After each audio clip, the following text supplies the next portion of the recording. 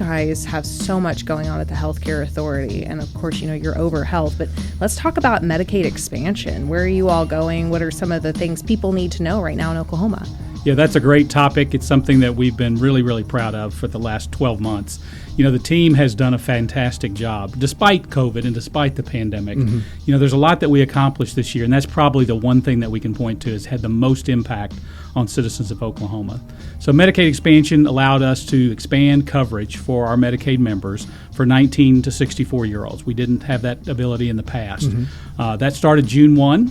Of last year. So here we are, we're 200,000 new members in place. About 150,000 of those are new members, as we call it that. Those are the folks that have never had access to health care by the state. How they access services previously is probably very, very limited. So this is a new group that we have the opportunity to really serve in a differential way. We have about 70,000 additional members that we transitioned from a Medicaid category to the new category.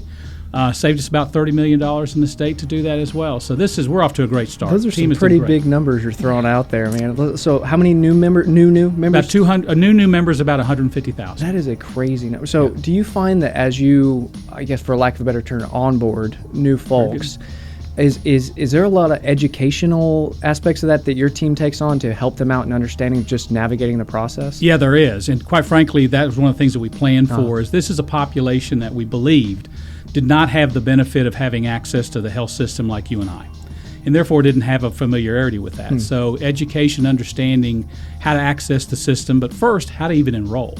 So I've got to give a shout out to a lot of our community partners. Our team did a great job, but we didn't do it alone.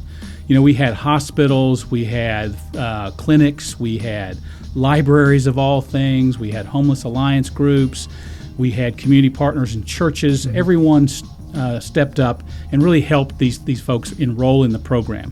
It's an online program to enroll in. It's really easy, but quite frankly, if you're not familiar with it, it's new, it's different, it could be confusing, so we use the partners to make it work.